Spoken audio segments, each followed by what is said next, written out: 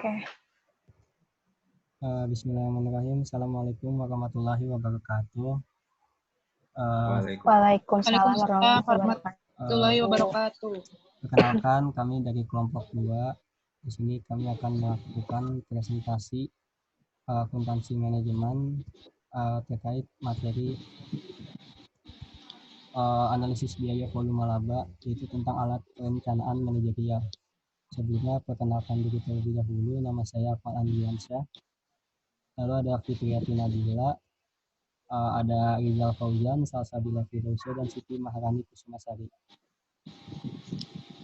Di sini kita akan membahas, kita akan melakukan perkenalan terlebih dahulu, lalu ada masuk ke dalam materi, lalu kemudian menampilkan presentasinya. Baik, pada tahap awal kita akan menjelaskan tentang apa itu break-even point atau titik impas. Break-even point itu merupakan suatu analisis yang bertujuan untuk menemukan satu titik dalam unit atau rupiah yang menunjukkan bahwa biaya atau pengeluaran sama dengan pendapatan.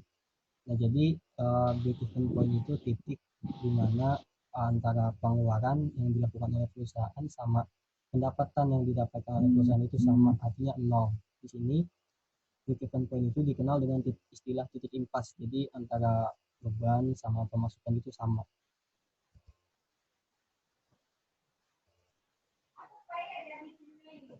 Nah, break-even point itu sendiri memerlukan analisis dari estimasi mengenai biaya tetap.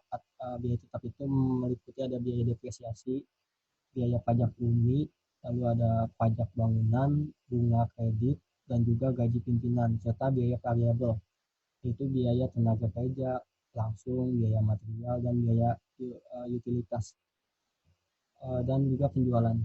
BEP ini digunakan untuk menganalisis proyeksi sejauh mana banyaknya jumlah unit yang diproduksi atau sebanyak apa uang harus diterima untuk mendapatkan titik impas atau modal kembali.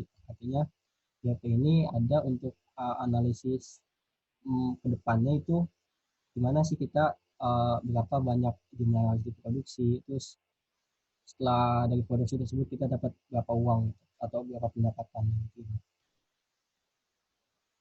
Nah, di sini ada manfaatnya. Di sini menurut Carta dan Usri pada tahun 2005, halaman 270, manfaat dari analisis BEP ini bagi manajemen dan perusahaan antara lain, yang pertama, membantu memberikan informasi maupun pedoman kepada manajemen dalam memecahkan masalah-masalah lain yang dihadapinya. Misal masalah penambahan atau penggantian fasilitas pabrik atau investasi dalam aktivitas tetap lainnya. Membantu manajemen dalam mengambil keputusan menutup usaha atau tidak, serta memberikan informasi kapan sebaiknya usaha tersebut diberhentikan atau ditutup. Selanjutnya itu ada rumus break-even point. Rumus break-even point ini ada 3. Yang itu yang pertama berdasarkan unit. Itu rumusnya FC atau fixed cost dibagi dengan P atau price dikurangi dengan VC atau variable cost. Dan yang kedua ada BEP berdasarkan penjualan, rumusnya itu FC atau fixed cost dibagi 1 dikurangi variable cost dibagi sama price.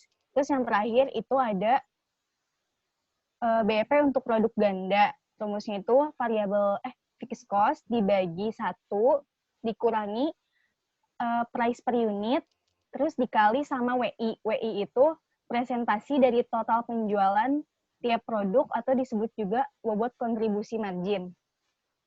Terus selanjutnya ada contoh soalnya.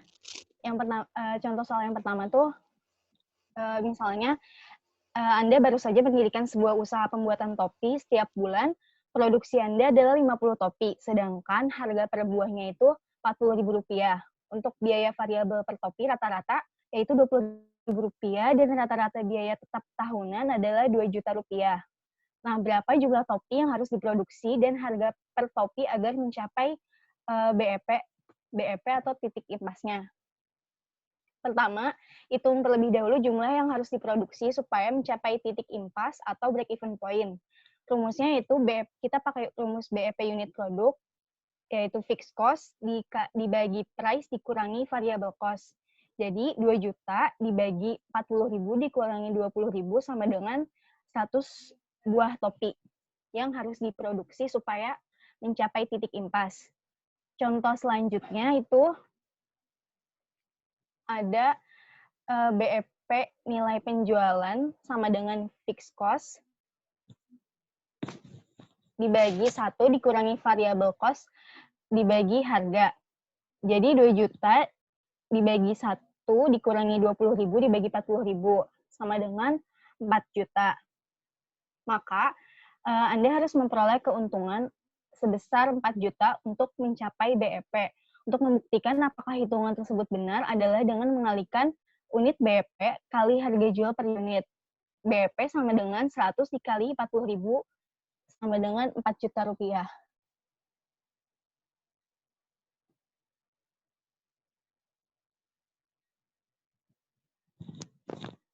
Selanjutnya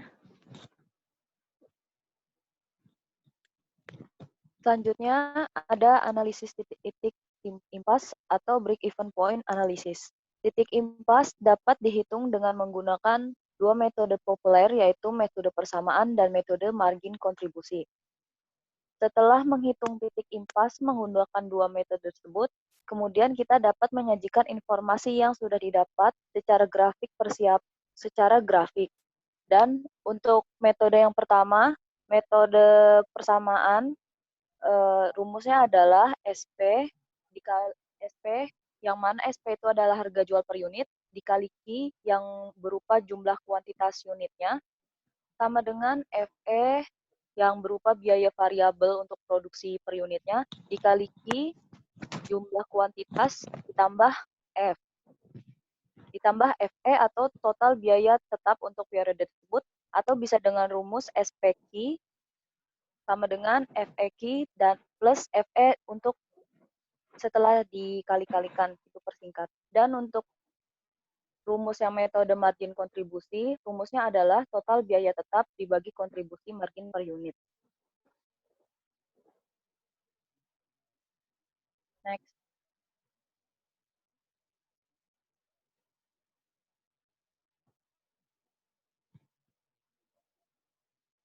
Dan untuk grafiknya, di sini setelah kita mencari dengan dua metode tersebut dapat dijelaskan bahwa yang untuk yang pertama, jumlah unit yang telah disajikan itu adalah sumbu X yang horizontal, di mana doral disajikan pada sumbu Y yang vertikal. Terus garis lurus berwarna merah mewakili total biaya tetap tahunan. Terus garis biru mewakili total pengeluaran. Garis hijau dengan slope positif atau ke atas menunjukkan bahwa setiap unit yang terjual meningkatkan total pendapatan penjualan. Lalu ada garis total pendapatan dan garis total pengeluaran yang saling silang. Titik di mana mereka saling bersilang adalah titik impas. Lalu perbedaan antara garis pengeluaran total dan garis pendapatan total sebelum titik persimpangan atau titik BE adalah area kerugian. Lalu perbedaan antara garis pengeluaran total dan garis pendapatan total setelah titik persimpangan BE adalah area laba. Next. Selanjutnya ada analisis laba target atau target profit. Analisis laba target atau target profit adalah tentang mencari tahu perkiraan kegiatan bisnis yang akan dilakukan untuk mendapatkan target laba selama periode waktu tertentu. Di antara kegiatan ini, manajemen sangat tertarik untuk mengetahui volume penjualan yang diperlukan untuk menghasilkan target laba. Untuk menghitung target profit digunakan metode persamaan dan metode margin kontribusi sama seperti untuk menghitung titik impas suatu perusahaan namun dengan sedikit modifikasi. Next.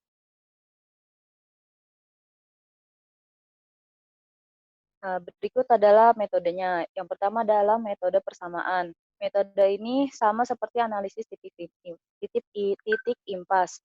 Rumusnya adalah SP yang berupa harga jual per unit dikali Q jumlah unit kuantitas sama dengan FE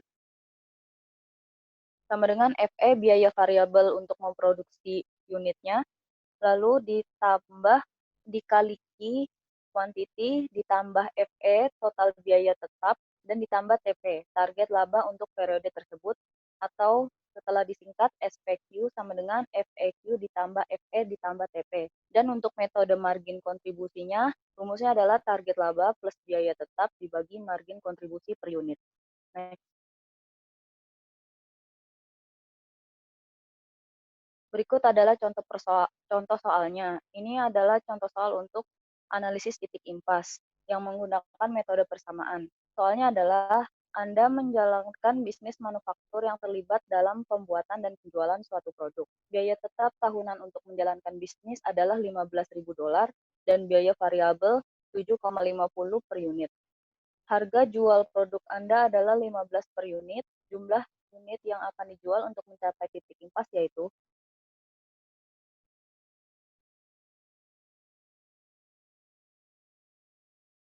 jawabannya, masukkan rumusnya SP dikali Q dikali FE disama dengan FE dikali Q ditambah FE. SP yang berubah harga jual dimasukkan 15 dan karena kita mau mencari jumlah kuantitinya, Q-nya belum ketemu sama dengan biaya variabel 7,5 dikali kuantiti ditambah 15.000 yang berupa biaya tetap. Setelah dihitung, jumlah Q sama dengan 2.000 unit. Lalu, titik impas dalam unit adalah 2.000 unit dan titik impas dalam dolar dapat dihitung sebagai berikut. 2.000 unit yang sudah ditemukan dikali dengan $15 yang berupa harga jual. Jadi, hasilnya adalah $30.000. Next.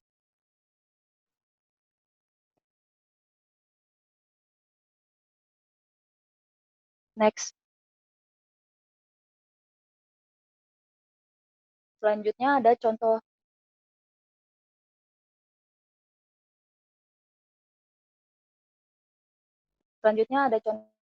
soal untuk metode marginal kontribusi. Soalnya sama dengan yang soal yang sebelumnya, tinggal masukkan rumusnya, total biaya tetap dibagi harga jual produk per unit dikurang biaya variabel per unit, sama dengan 15.000 dibagi 15,7,5, 15 dibagi 7,5 sama dengan 2.000 unit, atau 2.000 unit dikali $15.000 sama dengan $30.000.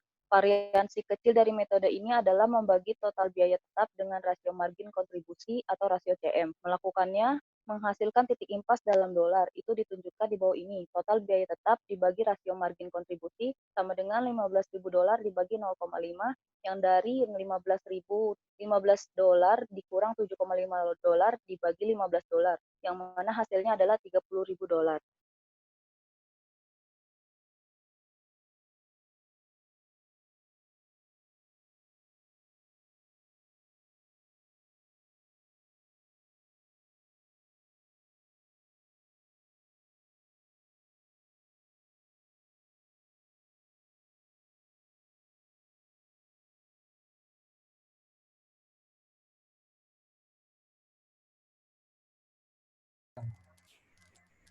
Analisis impact multiproduk. Analisis impact multiproduk ini memerlukan adanya asumsi terkait dengan bauran penjualan atau sales mix, yaitu kombinasi berbagai produk yang dihasilkan atau dijual perusahaan. Dengan menentukan suatu bauran penjualan tertentu, analisis multiproduk dapat diubah ke dalam analisis produk tunggal. Perusahaan dapat menyelesaikan masalah multiproduk dengan mengkonversikan menjadi produk tunggal, yaitu menetapkan produk-produk tersebut sebagai suatu paket. Misal, suatu paket terdiri dari 3 produk A dan 2 produk B. Next.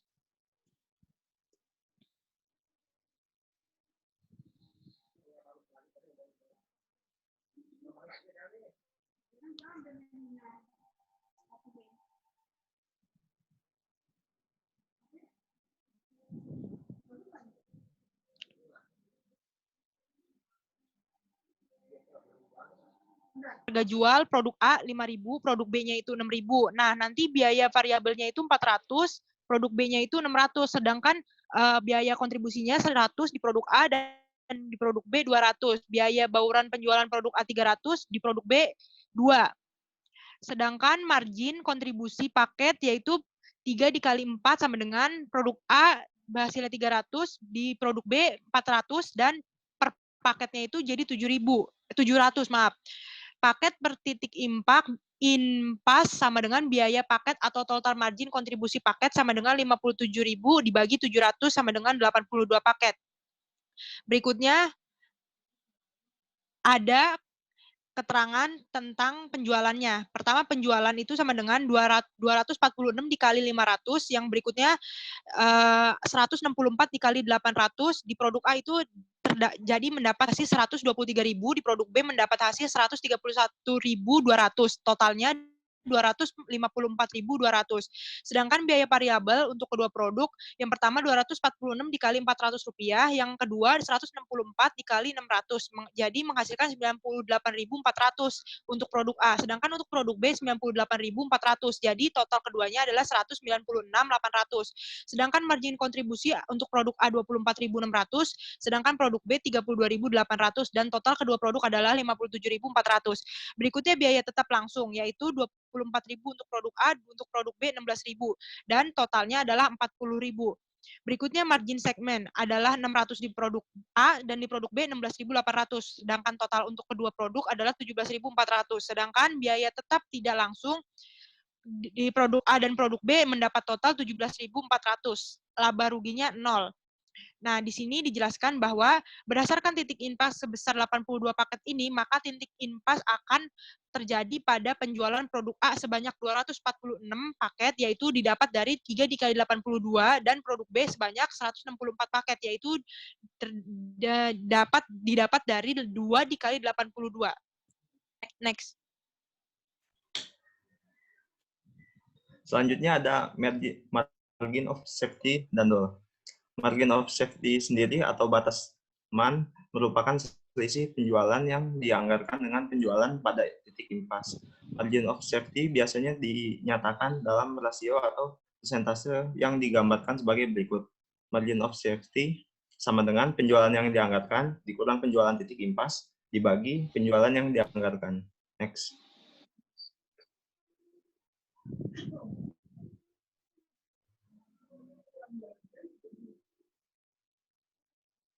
Berikutnya ada DOL, Degree of Operating Leverage.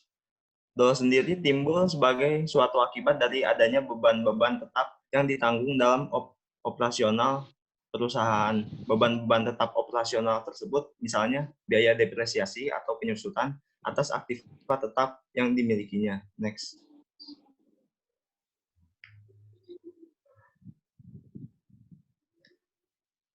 Leverage operasi adalah pengaruh biaya tetap operasional terhadap kemampuan perusahaan untuk menutup biaya tersebut. Dengan kata lain, pengaruh perubahan volume penjualan atau Q terhadap laba sebelum bunga dan pajak atau EBIT. Besar kecilnya leverage operasi dihitung dengan DOL. Berikut ini ada rumus dari DOL sendiri, yaitu persentase perusahaan atau EBIT dibagi persentase perubahan penjualan.